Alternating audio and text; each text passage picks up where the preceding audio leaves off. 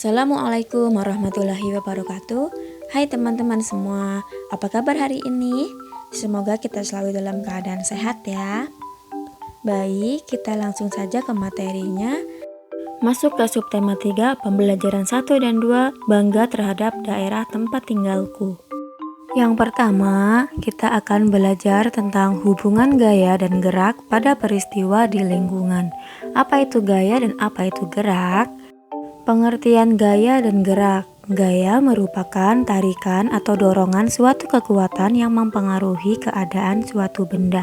Sedangkan gerak merupakan perpindahan kedudukan suatu benda terhadap benda lainnya. Akibat benda itu dikenai gaya. Ada 5 pengaruh gaya terhadap benda, yaitu yang pertama, gaya bisa menyebabkan benda diam menjadi bergerak. Yang kedua, gaya bisa membuat benda bergerak menjadi diam. Yang ketiga, gaya bisa membuat arah gerak benda. Yang keempat, gaya bisa mengubah kecepatan gerak benda. Dan yang terakhir, yang nomor 5, gaya bisa mengubah bentuk benda. Inilah beberapa contoh kegiatan yang menunjukkan hubungan gaya dan gerak. Yang pertama, contoh gaya mempengaruhi benda diam menjadi gerak, yaitu saat kita membuka dan menutup pintu. Gaya tarik dan gaya dorong membuat pintu yang awalnya diam menjadi bergerak, membuka atau menutup. Yang kedua, contoh gaya mempengaruhi benda bergerak menjadi diam, yaitu bola yang melaju kencang akan diam setelah ditangkap oleh penjaga gawang. Yang ketiga, gaya dapat mengubah arah gerak benda. Contohnya, bola yang dilempar ke arah tembok akan berubah arah setelah membentur tembok. Yang keempat adalah gaya dapat menyebabkan benda bergerak lebih cepat.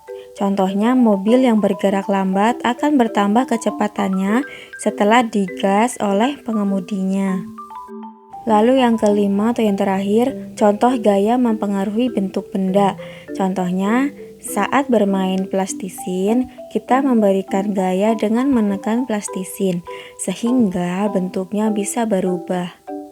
Selanjutnya, contoh hubungan gaya dan gerak pada peristiwa di lingkungan sekitar. Contohnya, saat kita mengambil buku di rak, merupakan gaya tarik, sedangkan mengembalikan buku ke rak merupakan gaya dorong. Perhatikanlah gambar berikut. Ini ada beberapa gambar. Yang manakah yang merupakan tarikan dan manakah yang merupakan dorongan? Yang merupakan dorongan yaitu gambar ini. Lalu yang ini. Kemudian yang ini. Selanjutnya, yang merupakan tarikan adalah gambar ini dan ini. Selanjutnya, kita akan belajar tentang membuat gambar 3 dimensi. Gambar 3 dimensi atau 3D adalah gambar yang memiliki panjang, lebar, dan dalam. Gambar 3 dimensi mempunyai ciri-ciri yaitu gambarnya tampak nyata dengan yang aslinya. Contohnya, perhatikan gambar berikut. Kamu dapat membuat gambar 3 dimensi dengan menggunakan pensil. Untuk membuat efek gambar menjadi nyata, kamu dapat menggunakan teknik-teknik sebagai berikut. Yang pertama, teknik arsir, yaitu teknik yang paling umum digunakan. Kita membuat garis arsiran secara berulang sehingga menimbulkan kesan gelap dan terang atau gradasi. Kita dapat menggunakan pensil atau pensil warna, krayon, dan lain-lain. Sebagai contoh, seperti ini. Kemudian yang kedua, teknik dasel atau gosok. Teknik ini membutuhkan bantuan kapas atau bahkan jari-jari kita. Teknik dasel paling mudah dilakukan saat kita menggunakan pensil atau krayon. Contohnya seperti ini. Sekarang tugas, buatlah gambar 3 dimensi. Siapkan kertas, pensil, penghapus, spidol warna-warni atau pensil warna, dan kemudian langkah-langkah kegiatannya sebagai berikut. Yang pertama, jiplakan telapak tanganmu di atas kertas dengan menggunakan pensil. Terus yang kedua, buatlah garis horizontal di atas kertas.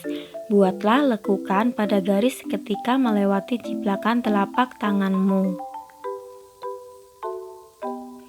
Kemudian yang ketiga, lakukan membuat garis horizontal hingga seluruh jiplakan tanganmu terkena garis.